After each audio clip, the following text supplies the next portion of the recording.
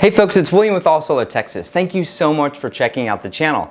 Last week we got invited to sit down with Joe Ordia of Solar Surge. If you haven't checked out his channel, please do. His company is doing amazing things to help spread solar education and get customers outfitted with the right solar product all across the United States. In this episode, we sat down to talk specifically about the Texas market. I can't wait to get your feedback. Stay tuned.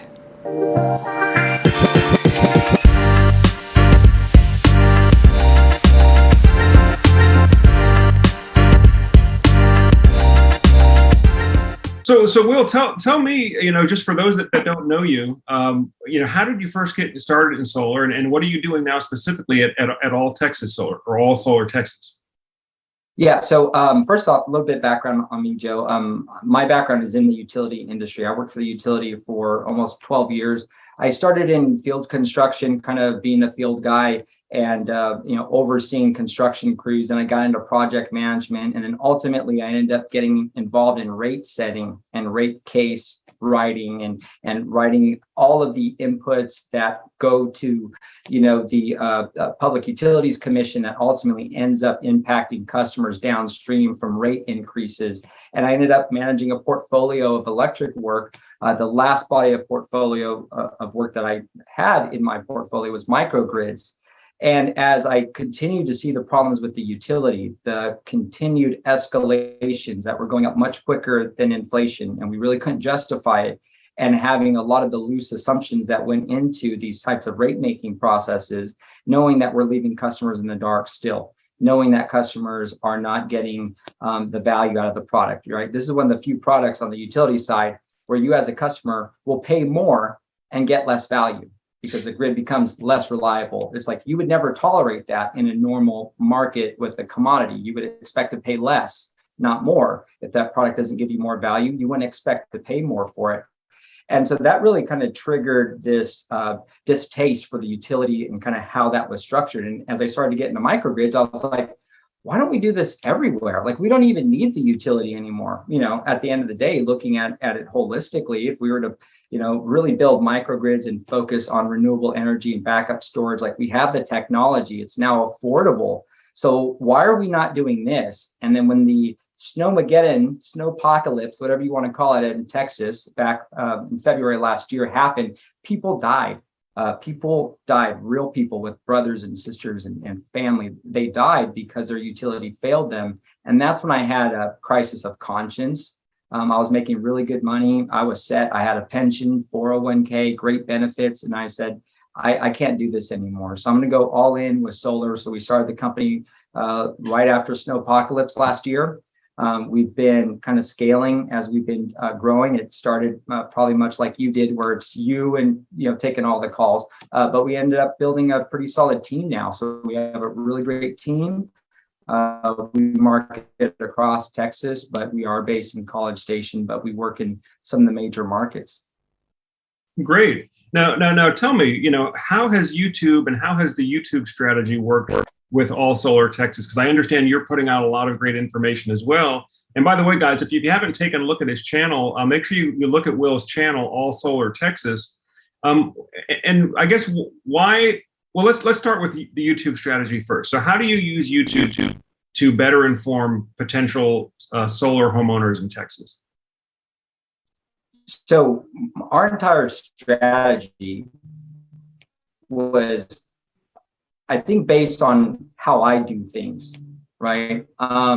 If I'm looking at a new product, I want to buy a new vehicle, I want to buy a new radio, start reading reviews, product information. I'll check out what people have to say. I'll get educated on the product, know the pros, the cons.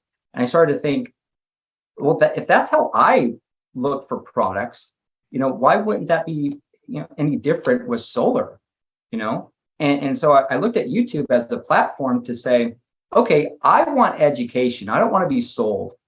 I just want education. I want facts. I want people's experience. And I thought, well, let's just start there, because in my industry, when I was with the utility, we were very aware of the type of predatory tactics that these solar people would use. And so I knew I was not going to be a door-to-door guy. I've never knocked on a single door since starting this company. None of my people have knocked on a single door, because I figured I don't like people coming to my house unannounced. If I want to research a product, I go online and then I'll make a selection. I'll find a qualified vendor and I'll go under contract after reaching out to them. So I thought, let's start there. Let's start with just educating the YouTube community on what is true about solar, what's true about the utilities, take that insider knowledge, that years of experience that I had, and just translate that in terms that people can understand, because they know they're paying more, but they don't know why. And they know that their bills go way high and then drop down and then get high again, but they don't understand what is involved. They know their power's going out from time to time. They know that ERCOT's asking them to conserve power, but they don't know why. So I thought, let's just start by educating people. And so our very first, episode, I think we published last year, and of course, no traffic, right? But it was just, okay, let's go to the next topic and the next topic. Then people started to watch some of these videos and really get educated. And then they were reaching out to me saying, thank you for just giving me real information. Thank you for providing me with actual value and not trying to sell me. And I said, yep, at the end of the day, I'm not going to sell you a product. I think the product is going to sell itself if it works for you. And so we've had a lot of success with YouTube. That's great. That's great. And I think there's something to that, in terms of reciprocity. If you can legitimately provide valuable information and education to a potential client, that client, whenever they are ready to actually engage with vendors or get quotes, they're going to feel comfortable and almost even feel compelled to want to at least give you an opportunity, because you have provided that value up front. A big part of why we took the approach we did on Solar Surge is because of some of the things you just mentioned. It was, I saw a lot of the sales guys came in from other industries, like door-to-door alarm sales, door-to-door cable subscription sales, automotive sales, and they brought with them all these sort of, cheap and unprofessional and in some cases unethical sales practices, and it really kind of cheapened the industry. When I started in solar, it was mainly solar enthusiasts. Some of them were more on the prepper side, like myself. Some of them were more like on the environmental side, but it was like people that had a legitimate interest in solar. Now I think it's flooded with guys that are just in it to make a quick buck, and they're attracted to solar because of the commission potential, not necessarily actually helping the homeowner achieve a certain goal. So that's when I said, hey, we're going to have to do something totally different. So that's our YouTube strategy, was all about education first, educate the homeowner as much as possible. Whenever it is they're ready to go shopping, great, they can click a button and talk to you. But we're willing to provide the education and the information for free, as opposed to some of these other organizations. They're just trying to kind of weasel their way into your living room and then deliver this high pressure sales pitch. And a lot of times homeowners don't even understand what they're signing up for. And so I think we've been able to accomplish that to some extent in actually helping homeowners understand what are some of the options and what are some of the pros and cons of each. Because a lot of times, whether it's between Solar Edge and Enphase, or if you're looking at a battery backup, there's a number of different brands and types of battery backup out there. So we just kind of want to be that place that the consumer can go to if they have questions and trying to make sense of all of that. So right, we take that similar approach. So my team members are not called sales reps; they're called project developers, because that's really what they are. Solar is a construction project at the end of the day, and so my folks are trained on the ethics and the integrity first, then they're trained on the product second, and then they're trained on the strategy third, and then they're trained on how to engage with the customer. Because if that customer gets the sense that you don't really know what you're talking about, like, you've lost the customer. And if the customer doesn't get the sense that you want to understand them and their family dynamics, and you're just trying to get a product on the roof as quickly as possible, not really factoring in their plans for future expansion or upgrades of gas over to electric appliances, or factoring in the age of their children and their consumption, or any plans for electric vehicles that they want to buy in the near future, then you're going to be putting that product on the roof, and it's not going to ultimately end up giving them their desired energy goal, right? It's not going to meet the need, because they're going to be back in power bills in 3 years, right, or 5 years. Right. But Will, with your background, and this is really unique, because I don't think I've really met anybody else like you that has that kind of depth of experience on the utility side of things. and then making the jump into solar. Myself, I came up as an electrician contractor. So I was, I was installing solar, and then now have gotten into more of the sales and marketing side of the business. But so tell me, how do people respond to that when you're able to speak from that depth of experience on the utility side, knowing how they work, and then bringing that into the equation of helping a homeowner decide how to go solar? I really find it to be an advantage. First off, people are curious. And when they normally would reach out to a solar company, you're not going to get that experience. So you're only getting one side of the story. You're getting the solution, but not the real problem. Or you're getting the problem presented in a way that's really not the case. It's not factual. It's not based in the reality of things. It's based on what people assume must be happening. So when I bring that experience in, plus I layer in the ethics of it, because I did lead the utility because of the kind of ethical dilemma that I had, kind of going on in my heart and in my head. And being a man of faith, it took a lot of prayer to determine whether or not this was the right move, because I have a family and I was walking away from a very stable, very resilient job, that great benefits, a great pay. But I couldn't stomach it anymore. And so that connects with customers, because everybody's been at that place where they just couldn't do something anymore, right? And they're all curious about how this very large grid functions and works. Why do you think solar is so hot right now, particularly in Texas? I mean, Texas does have a unique climate and the deregulated electric grid, but why do you think solar in Texas right now is taking off?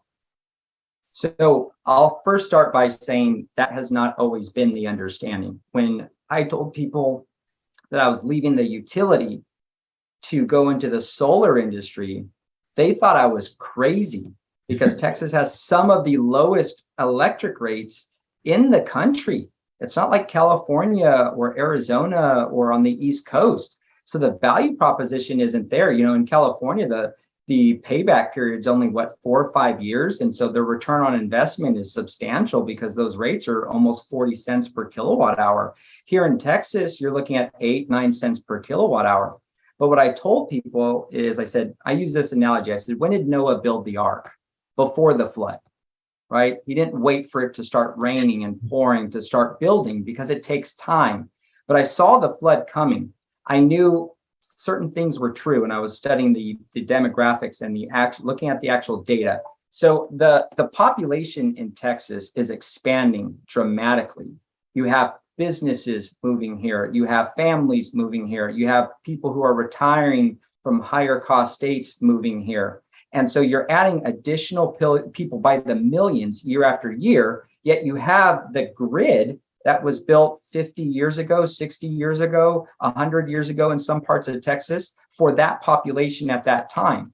So you really have a supply and demand issue. And then Texas not being connected to the other grids means that we have also a generation issue. So I was watching all of these dynamics, people moving, businesses. I knew that there was going to be a substantial load and a continued load that was going to get greater, not lesser. And we had more complicated weather conditions. Hurricane Harvey, as an example, Snowmageddon from last year. We also see record high heat waves this summer. So I knew that the weather conditions weren't getting more sensitive to the grid, right? They're getting worse.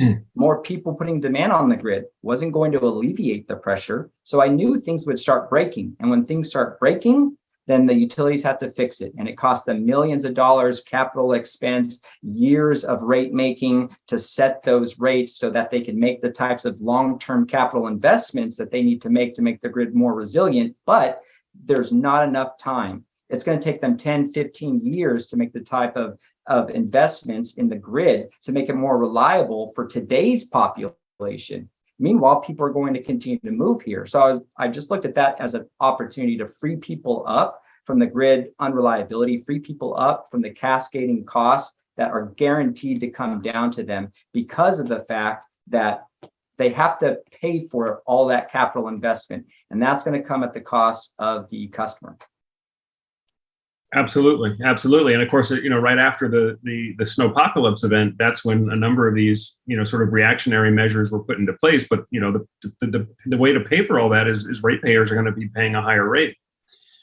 Now, I'm curious because I've worked with a number of homeowners in Texas as well, and I've heard dozens of stories of what it was like going through that event with the deep freeze last year. I'm curious of the projects that you're doing now. How many are doing solar with battery backup for protection against a grid outage versus how many are just doing straight solar for the savings benefit? Great question. I'll phrase that a little bit differently if you don't mind. How many customers are going with the backup power option versus straight solar, right? Because batteries are one option.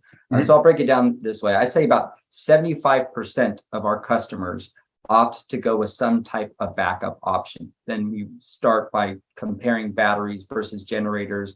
What's their energy goal? Is it to be able to power their whole house or just to provide some standard backup for, lights, internet, TV, etc.? Then we go through the value proposition of, what's the cost of batteries versus generators? What's the capacity between the two? How many amps can you get between the two?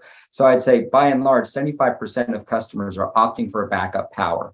Of that group, probably about 30% are opting for batteries. And those are the folks that recognize that there is a additional cost for batteries. And so they're not after the value proposition of a certain kilowatt hour, right? Because they know once they start to add batteries, especially if they have to add multiple batteries, then that's going to drive their base price per kilowatt hour up. And it may not actually make financial, sense if you're comparing what they're currently paying in rates to what their system's going to cost. But they do it for an entirely different reason.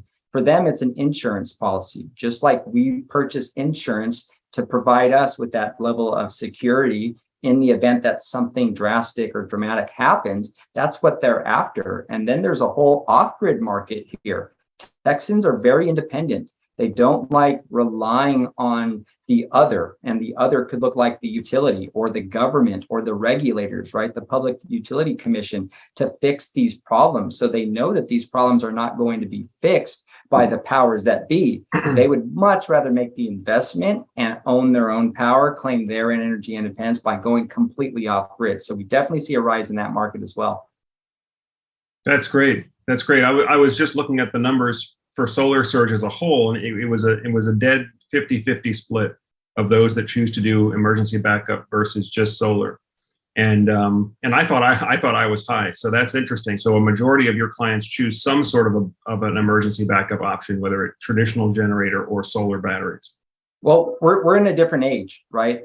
Before snowpocalypse, it wasn't a big product that was in demand, and now you look at that one event in time that people remember. There's an emotional connection because they were put in a situation where they were out for 2 weeks in some cases, 1 week. They know people that lost thousands of dollars in beef, right? In Texas, it's not uncommon to slaughter an entire cow and put it in your freezer. And it's a $1,200 investment in beef that you have in your freezer that if goes bad, you're out all of that investment. And you have homes that are on water well pumps where if they're not powered, you don't get clean, fresh water, right? So there is a dynamic in Texas that I think is unique that is driving the need and the desire for a backup power option more than what you may see in other states.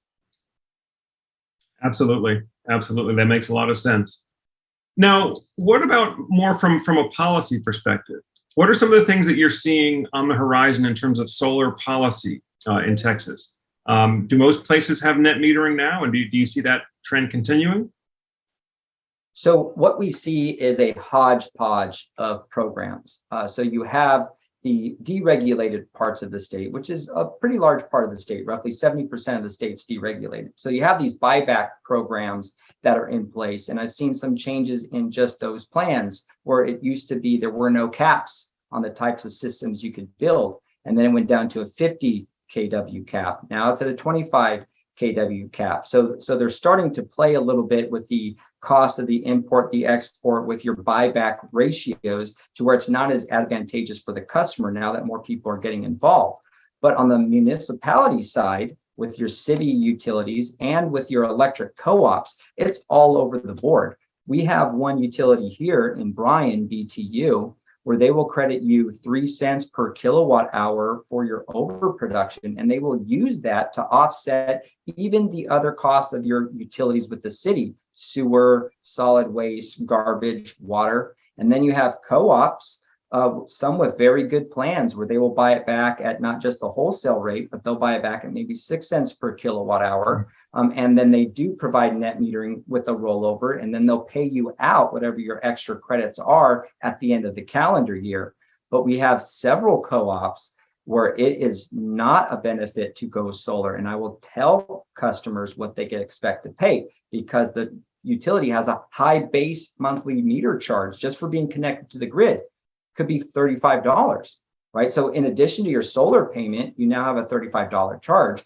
Also, some of these co-ops will not roll over any credits. You don't have any net metering, and all of the export power that you push back to the grid, they don't compensate you for in any way. So you're essentially giving them free power that they'll sell to your neighbor at full retail price. So with those customers, I'm not building them to 100 or 110% offset. I'm building them to a 75% offset with a battery, so that they're not having to incur that demand charge on top of their meter charge, on top of losing any extra output that they have. So it's really all over the place in Texas. Sure. I know it's one of the most challenging markets because of the deregulation and the I guess hundreds of choices of different retail energy providers. Who would you say, if you had to pick your top three retail energy providers, who would you say your top three in terms of a solar friendly program? So where I live in Texas has always been in a regulated space. So I always preface this by simply saying I've never lived in a deregulated space. So this is just coming from customers, what I gather from my team members that live in deregulated parts of the state. Pulse has a really great buyback plan right now. Pulse will give you a 1-to-1 credit. So for the cost of the import, which is what they're charging you to use that power, they will pay you that same amount in price per kilowatt hour for the export. So it's that 1-to-1, and they don't have caps. And it's a pretty solid program. They have maybe a 12, 24-month term, very low termination fees, and a very low base monthly charge. So we get a lot of positive feedback about Pulse. We also like Octopus as well as Champion. So those are the top three that I'm seeing are very popular right now with my customers. That's great. Okay. And are there any places in Texas where you would not advise folks to go solar? Or do you take it each on a case-by-case basis? I would say generally it is case by case. And that really has to do with the fact that everybody lives in a different part of Texas where there's different incentive programs available. There's different, ways that the utility treats the extra power that you produce and push back to the grid. But I would say there are certain parts of Texas where it's not yet affordable enough, and that could be because there's not enough players in the space to help make those prices more competitive for solar. We largely see that in West Texas. If you go out to Midland, Odessa, Lubbock, Lubbock is a great example. I was working with a customer there, and his utility is not friendly to solar. Basically, if you are overproducing, they keep it. There's no credits, there's no rollovers, there's no rebates. The only thing they have going for them is the federal tax credit. And that's basically it. And then on top of that, because of how the market is, you don't get the added benefits of solar, like having that investment add additional home value to your home, because the market there doesn't recognize solar as an asset, as an added value to the home. So if you go and you put that investment into your home, and then you decide to sell your home in 5 or 7 years, you won't get your money back. And in many cases in that part of Texas, people will prefer that you take the panels off before they purchase your house. That is mind-blowing, that people would look at a home and pay the market rate for a home, but they'll only buy it if the owner removes the solar panels. That just shows you that we have an education gap in the Texas market, but also we have utilities that have not yet caught up to the benefits that they can also have when residential customers, commercial customers invest in solar and help offset some of that demand and pressure that's on their own utility grid. Right, right. Well, I think that's again why we're out here talking about it and getting this information out for homeowners. I think there is kind of a misconception out there that solar is just for, kind of environmentalists and people that are, Greenpeace and that sort of thing. And, it's actually not that at all in my experience. Most of the solar I do are in what you'd probably call red states or conservative states. And it's a lot of folks look at it as a way that they can be less dependent on the grid, less dependent on the government, as you mentioned, and just to take control of a big part of their lives, which is their energy situation. Energy is a big part of our lives. I'm also in an area where I'm on an independent well and septic system. So if we lose power, we can't flush the toilet. That's a big deal. And so, having the solar, having battery storage for somebody like me gives me that peace of mind that I can be more self-sufficient. And if the power company goes down, I'm not going to be totally down. I grew up on a ranch. It sounds like you have a very similar experience where we had water wells, and those water wells would stop running if we had an outage. And living on a ranch, you learn to be resilient. You learn to be self-sufficient. What I found about this product is apolitical, right? You can have people all along the political spectrum. Let's just say it's folks like my dad, the right winger, the prepper, right? Hardcore. I don't want to rely on the government. I don't want to rely on the utilities, right? I don't want to rely on anybody. Give me that product so that I could be completely self-reliant. And they're my off-grid crowd, right? And then on the complete left-hand side, you have people that want to reduce their carbon footprint as much as possible. And I'm working with customers that are making dramatic changes in how they live because of their commitment to decarbonizing their own footprint. So one customer purchased some C-Train containers, and he's creating a modular home and purchased very expensive toilets that incinerate the human waste so that he's not wasting water. And we built him a carport, put the solar panels on top of that, coupled that with the backup battery source. But we're also designing that system for rainwater harvesting so that he could collect water and then not have to demand so much water from the, because this person kind of lives way out there. And so it's quite the trip to go in for water. Plus, we're in a drought. And so you have people on both ends of the political spectrum and everybody in between, which is why I think this product's so unique. It is apolitical. It has nothing to do with whether or not you're blue or red or you're a Democrat. I think that is just a misconception about this product that does hurt solar in Texas, to be honest with you, because they see it as a particular administration's push versus looking at it in a different way, which is, it's good for me because I could save money, or it's good for me because I could create more resilience and energy independence. So we're trying to change the narrative. Absolutely. I think you're right. If you think about it, guys, this is one of the only products out there where the government will actually give you a subsidy to help you become less dependent on government. So they're literally paying you to become more energy independent. And for me, that's the only deal I can think of that I've been able to take advantage. And yes, I think you hit the nail on the head. We have to change the narrative. We have to change the discussion, and that's why we are. That's why we're having this discussion. And I'll be sharing this on the Solar Surge channel. Hopefully, you'll share this on your channel as well. And really just keeping that discussion going and making sure that potential homeowners and frankly potential solar professionals as well, really understand what it is that they're offering and what's available now. Yeah, I think that's where we have to step in and change the dynamic of the discussion and change it from being a left versus right, a blue versus red, and get it back to what the product actually can do and what it could offer for the individual customer. Meanwhile, we're fighting two battles: the misinformation battle of, solar being a particular product that a certain political party endorses and one doesn't.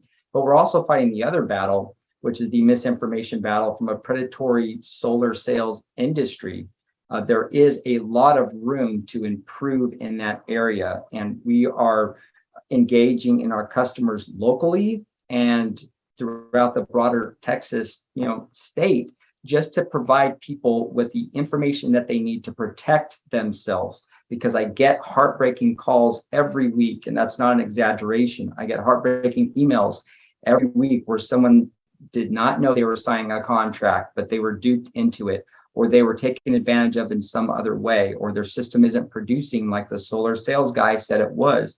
So that's what I really like about the Solar Surge channel and the Solar Surge community.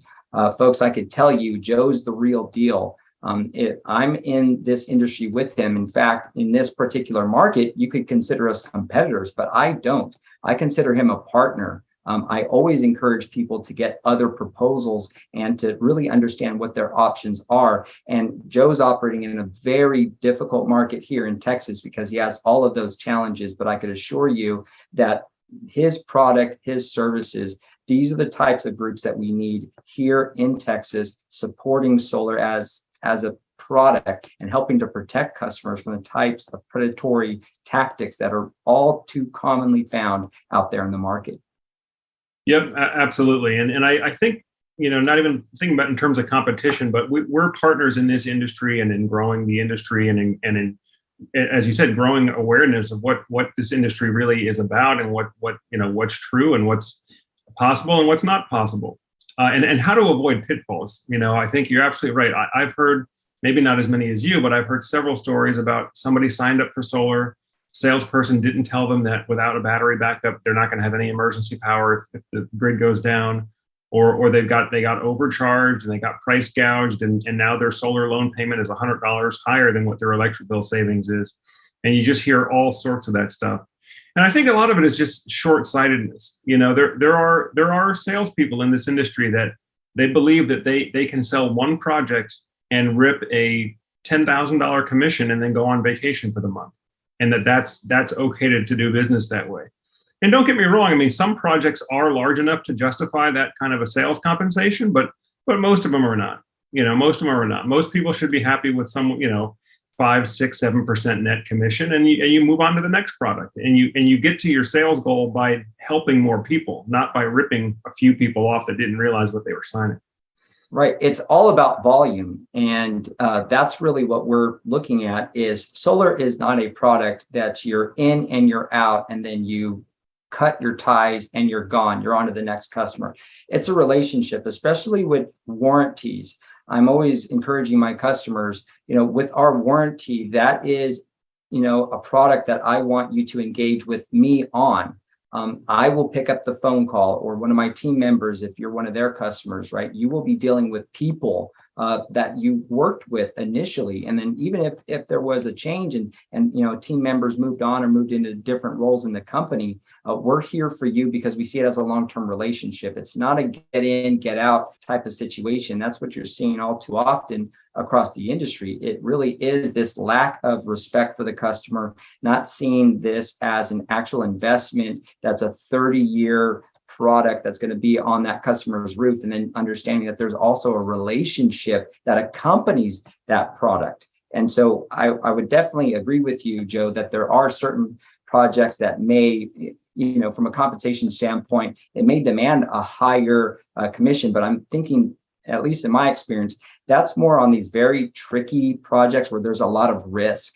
And so what I really call a lot of that is contingency. There's some very complicated projects because at the end of the day, it is a construction project. And so, I work with the customer to say, we're building in some contingency because I never want to go back to you to ask more money. I'd much rather say, hey, we didn't use this contingency. Now we're doing a change order and we're giving you some money back. That's always the approach that we take, is sitting down with the customer, understanding what the whole picture is, what are those base costs that they could expect to pay, and then at the end, producing a product that really is going to last their time in that home or 30 years and beyond. All right. Well, Will, I know we're just about out of time now. Folks, again, the YouTube channel is All Solar Texas. You can find them on the web also, All Solar Texas. All right, folks, that about wraps it up for today. But before you take off, please make sure to hit that subscribe button. Every new subscriber helps our channel grow, and it helps put more solar education out there for Texas consumers so that they know what they're buying and they're making sure that they're getting a fair deal for the product. Lastly, reach out to us. Please give us a call, text message us, email us, check out our website. We respond quickly and we can't wait to hear from you. Thank you so much and God bless.